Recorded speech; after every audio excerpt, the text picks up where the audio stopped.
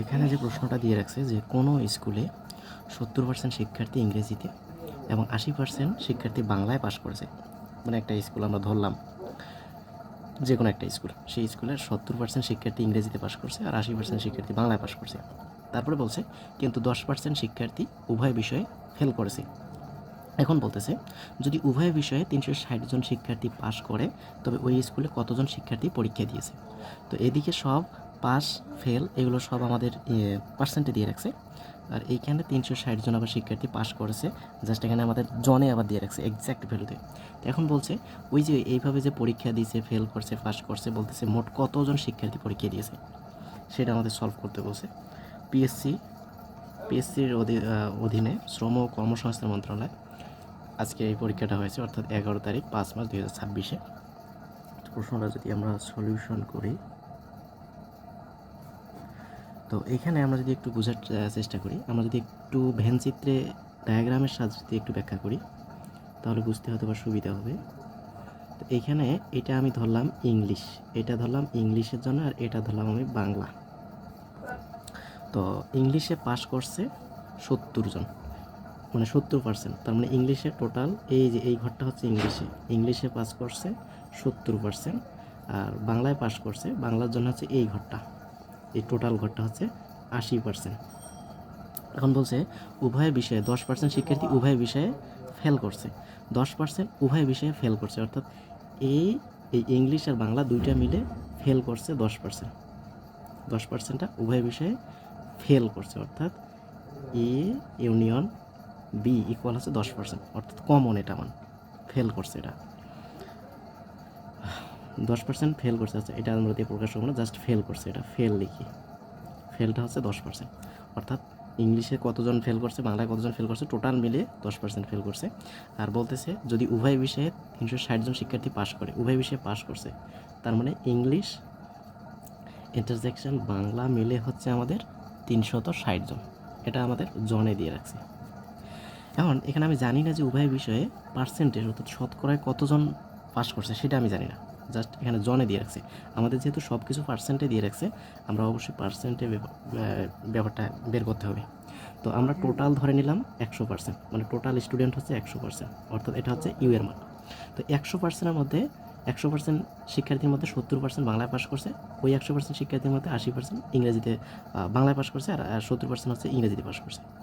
এখন উভয় বিষয়ে যদি আমি ধরে নিই X% পাস করছে, X% উভয় বিষয়ে, তাহলে উভয় অর্থাৎ উভয় বিষয়ে পাস করছে কোনটা, এই যে এইটা, কেননা এটাও পাশের, এটা ইংলিশে পাশের জন্য, এটা বাংলা পাশের জন্য, তার মানে উভয় বিষয়ে তাহলে এই যে এইটুকু জায়গা, এটা হচ্ছে আমাদের X% আমরা ধরে নিলাম। তো X% যদি বাংলায় পাস উভয় বিষয়ে পাস করে, তাহলে বাংলার জন্য, শুধু বাংলার জন্য বরাদ্দ হচ্ছে এখন এইটুকু, শুধু বাংলার জন্য, এটা হচ্ছে শুধু বাংলার জন্য হচ্ছে এইটুকু। তো শুধু বাংলায় কতজন হবে, এ যদি X% হয়, টোটাল মিলে হচ্ছিল 70%, তাহলে 70 বাংলা হচ্ছে 80%, তার মানে 80 থেকে এক্স বাদ, অর্থাৎ এখানে অবশ্যই পার্সেন্ট হবে। সেমভাবে এইখানে এইটুকু হচ্ছে আমাদের, এখন এইটুকু হচ্ছে শুধু ইংলিশ, তাহলে শুধু ইংলিশে কত হবে, টোটালটা ছিল আমাদের 70%, তাহলে যেহেতু উভয় বিষয়ে X% পাস করছে, তার মানে এক্স বাদ দিলে আমাদের 70 মাইনাস X% হচ্ছে শুধু ইংলিশে পাস করছে। তো এই বিষয়টা আমরা এখন এখানে বলে দিব। তাহলে আমরা ধরে নিই টোটাল স্টুডেন্ট, এখানে যেহেতু শতকরা দিয়ে রাখছে, তাহলে টোটাল স্টুডেন্ট 100%, এটা আমাদের বলার অপেক্ষা রাখে না। তাহলে ধরি এখানে আমরা উভয় বিষয়ে পাস করে, উভয় বিষয়ে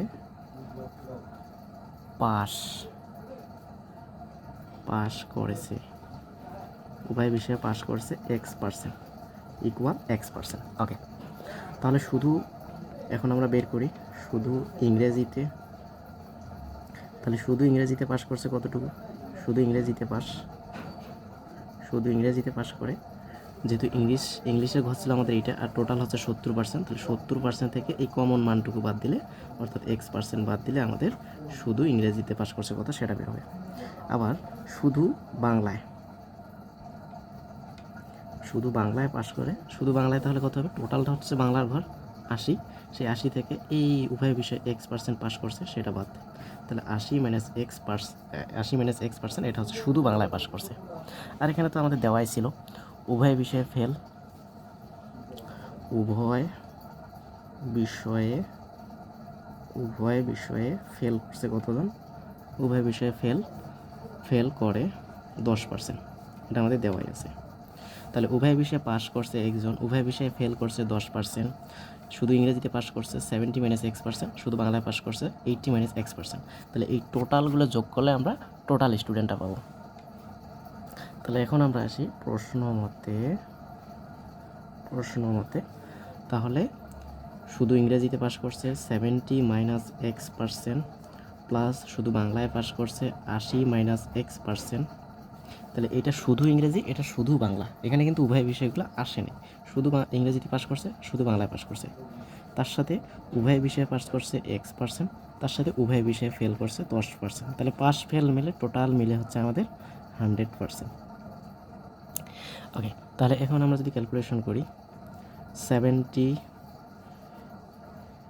আচ্ছা পার্সেন্টগুলো আমরা সবার সাথে যেতে আছে, এখানে আর পার্সেন্ট আমরা দিতে চাচ্ছি না, পার্সেন্ট আমরা উদাও করে দিলাম। তাহলে 70 - X plus 80 - X plus X minus plus 10 equal হচ্ছে 100।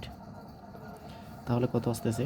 10, 80, 90, 90 আর 70 হচ্ছে 160, প্লাস X মাইনাস X কাটা, তাহলে এখানে থাকতেছে আর মাইনাস X ইকুয়াল হচ্ছে 100। ইমপ্লাইজ দ্যাট, তাহলে এক্সটা যদি আমরা ওপাশে নিয়ে যাই তাহলে 160 মাইনাস X ইকুয়াল হচ্ছে 100। এই 100টা এই পাশে আসলো, তার মানে 160 থেকে 100 প্লাস ছিল, এখানে আসে মাইনাস, এক্সটা মাইনাস ছিল, পাশে প্লাস। তাহলে এখান থেকে আমরা এক্সের মান পাইলাম কত? 60। এক্সের মান 60, 60 মানে হচ্ছে 60%। এক্সের মান তো আমরা পার্সেন্টে ধরছি, তাহলে হচ্ছে এক্স বলতে হচ্ছে 60%, আর এক্সটাই হচ্ছে উভয় বিষয়ে পাস করছে। তাহলে উভয় বিষয়ে পাস করছে, তার মানে কি এখানে তো আমাদের দেওয়াই ছিল উভয় বিষয়ে পাস করছিল কত? 360 জন, উভয় বিষয়ে 360 জন, তার মানে এই 60%-এর মানেই হচ্ছে 360। তাহলে আবার আমরা বলতে পারি শর্ত মতে বা প্রশ্ন মতে 60% ইকুয়াল হচ্ছে 360। ওকে, 360, 60% মানে হচ্ছে 360। এখানে জাস্ট আমরা যেহেতু টোটাল পরীক্ষার্থীর কথা বের করছে, টোটাল পরীক্ষার্থী আমরা ধরছি 100%, তাহলে 60%-এর জায়গায় আমরা 100% বের করতে হবে।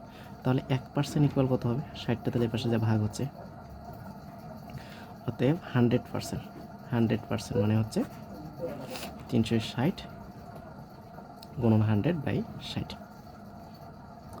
তো সেক্ষেত্রে আমাদের কাটাকাটি করলে 0 0 কাটা, 6 6 36, তার মানে 6 আর 100 গুণ, তার মানে আসতেছে 600।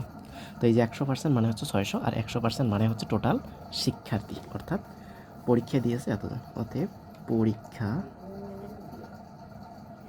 দিয়েছে 600 জন, পরীক্ষা দিয়েছে 600 জন শিক্ষার্থী। এটাই ছিল আমাদের আনসার। আশা করি বুঝতে পারছি।